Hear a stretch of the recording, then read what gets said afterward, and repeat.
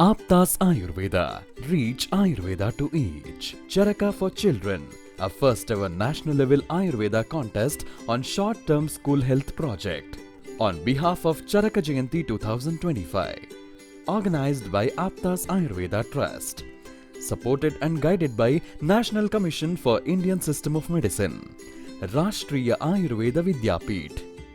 Prize for the contest is sponsored by Dr. Giridhar Kaje, renowned Ayurveda physician, Prashanti Ayurvedic Center, state-of-the-art specialty Ayurveda hospital with 21 branches in Bengaluru, Karnataka. Sponsored by Ashtavaidyan Thaikattu Mos, Vaidyaratnam Aushadhashala, Thrissur, Kerala. Every city has its own rhythm. The noise of buses, the honk of bikes, the rush of people chasing their day. And somewhere in the chaos, a different tribe wakes up, that is Ayurvedic medicos. Some of us fight with alarms, some run with toothbrushes in hand, and some simply wish mornings never existed. Between half-slept eyes, hurried breakfasts, and last-minute notes, we all carry the same dream: to learn, to heal, and to serve. This is our routine, funny and messy, yet deeply meaningful, because hidden in these mornings lies the beginning of something much bigger. Our days were fully packed. Lectures, practicals, hospital side, patients, and even OT session.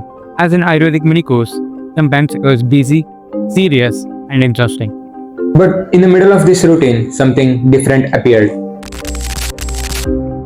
A small Instagram post, CHARAKA for children. At first, my friends laughed. Too much work, bro. Impossible with 50 members. But that little post felt different. Out of the box, a chance to step beyond our books and wards. Slowly, doubt gave way to curiosity, and curiosity turned into excitement. And finally, we decided to take the spark into our classrooms.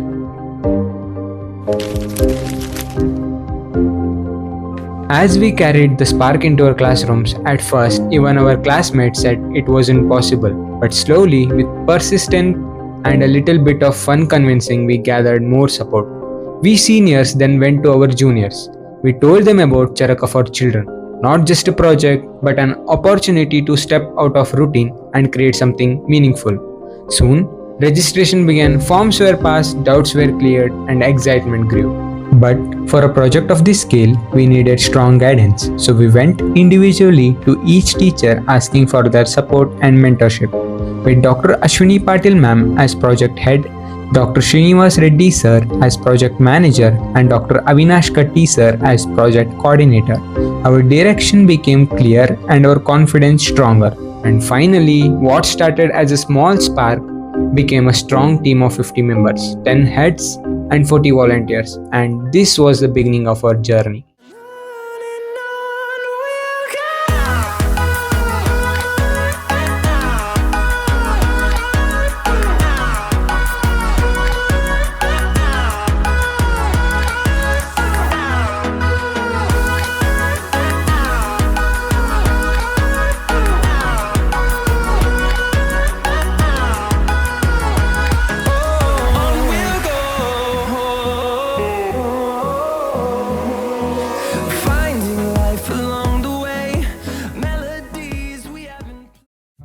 The team was finally formed, and it was a big relief, but the real milestone was waiting for us: the permissions. First, we approached our principal. The wait in the corridor felt endless, files in the hand, legs shaking, and tension rising. But once we explained our vision, the principal sir was convinced and supportive.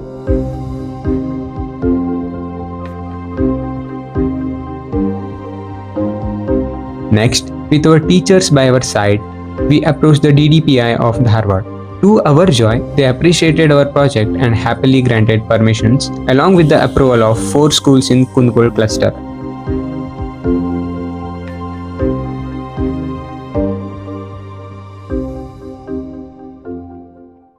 We then met the BEO of Kundgold, who welcomed our idea with a smile, appreciated our initiative, and assured us that schools would fully cooperate.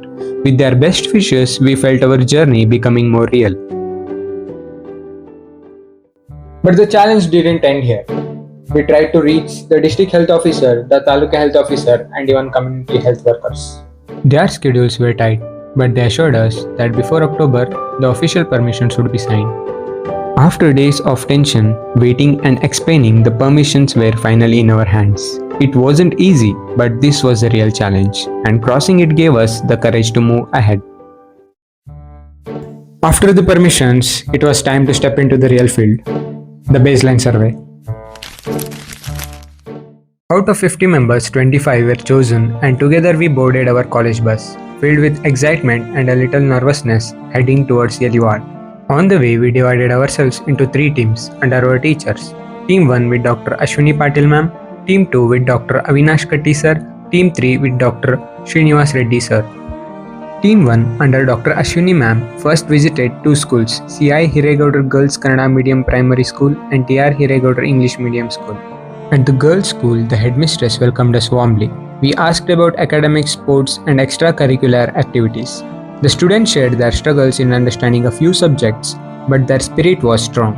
They were especially good at sports and cultural programs. Their energy left us inspired.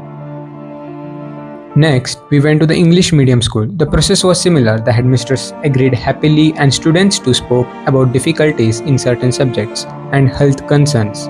But compared to the girls' school, they showed less interest in sports and extracurriculars. Still, their cooperation gave us confidence. Meanwhile, Team 2 with Dr. Avinash sir visited GHS school. The headmaster welcomed us wholeheartedly. With supportive staff and enthusiastic students, the survey went smoothly. Team 3, guided by Dr. Srinivas sir, reached Model Primary Kannada Medium School. The headmistress listened patiently, granted permissions, and encouraged us. Students here too interacted freely, helping us understand their academics, health, and campus environment. Among the 4 schools, only T.R. Hiregaudar was English medium, while the rest were Kannada medium. Each school had its uniqueness. Finally, all teams regrouped, sharing our observations with joy and laughter. We boarded the bus back to Hubli, our notebooks filled with data and our hearts filled with experiences. It wasn't just a survey, it was our first step into the lives of the children we hope to reach. After the baseline survey, the new challenge began. Discussion for the selection of the topic. The classroom turned into a think tank. Students came up with fresh ideas, teachers patiently listened, screened each suggestions, and guided us towards the most practical and impactful choice. Once the topic was finalized, the real groundwork started. We began preparing the presentation in line with the official brochure, correcting and refining it again and again until it felt just right. Next came the planning tools, a Gantt chart carefully mapping our timeline and responsibilities. I stood at the board, drawing a web of all the tasks to be covered, explaining the plan step by step so that everyone knew their role clearly. Together we drafted questionnaires based on the topic, making sure each question would capture exactly what we needed. Finally, our proposal was ready. We presented it before the RID cell, listened to their suggestions and polished it further. And with that, the topic was officially selected. A moment of pride, relief and excitement for the journey ahead. So even after the baseline survey, something within us felt incomplete. We were not satisfied. So, to get more grip and confidence over our topic, we visited our school once again. This time without our teachers, we prepared fresh questionnaires and boarded the bus to Yeliwad. Just us, our team and the spark to do better. Divided into 4 groups, we reached each school and handed the questionnaires to the selected students. We patiently guided them, cleared their doubts, and carefully observed their responses.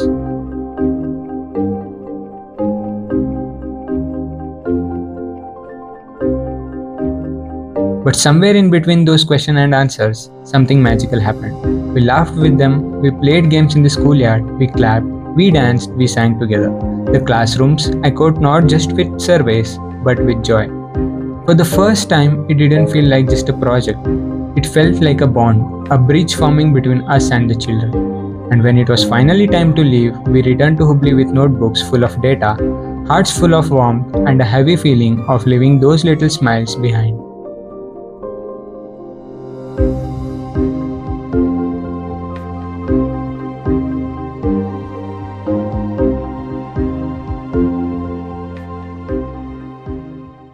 From the spark in our routine to forming a team of 50, and now we are in the end.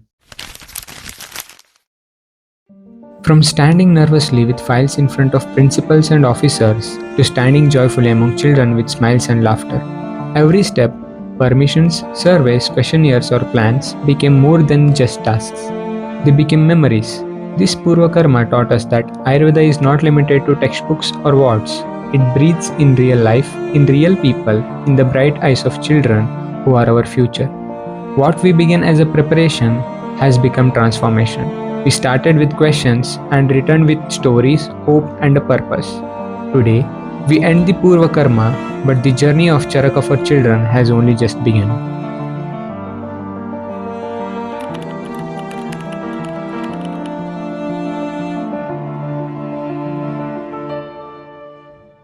Subscribe and share this video to all and join hands with us to reach Ayurveda to each.